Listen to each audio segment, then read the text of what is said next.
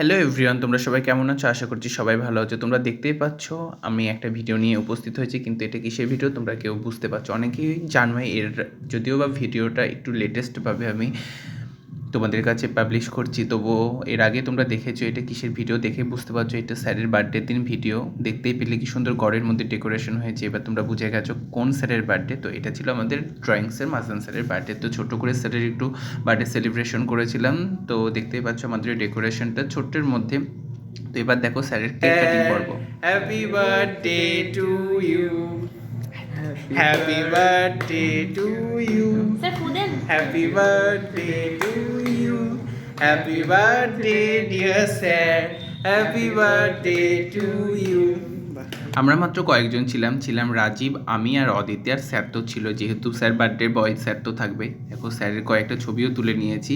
এবার সব থেকে বড় কথা হলো স্যার কেক কাটিংয়ের সময় মোমবাতিটা নেভাতে ভুলে গেছিলো। তো স্যারকে বলছিলাম স্যার আপনি মোমবাতিটা নেবেন, কিন্তু কিছুতেই নেভাতে পারছিল না, কেননা স্যার আজকে সারাদিন না খেয়েছিল। তো স্যারের হচ্ছে ফুয়ে জোর ছিল না, তো যতবার ফু দিচ্ছে ততবার হচ্ছে মোমবাতিটা জ্বলে উঠছে। তো স্যার লাস্টে বাধ্য হয়ে কি করবে, কেকটা একটু কেটেই নিল এবং মোমবাতিটাকে তুলে ফেলে দিল। যেহেতু বারবার নেভাতে পারছে না, দেখো কীভাবে আবার মোমবাতিটা জ্বলে উঠল। স্যার বল যে মোমবাতি তাও নেভাতে পারছে না।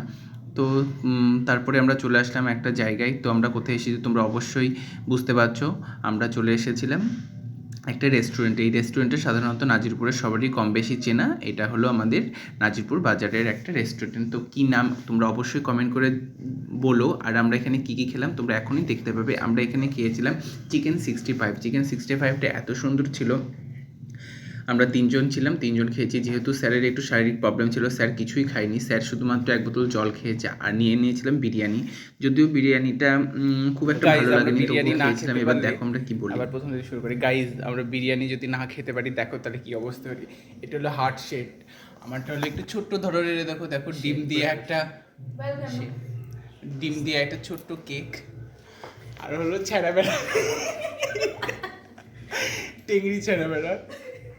জলটা শেষ। এবার লেগ পিসটা যদি আমার এখানে দিয়ে দিই ভালো লাগবে দেখতে, দিয়ে দেবো। এই যে হার্ট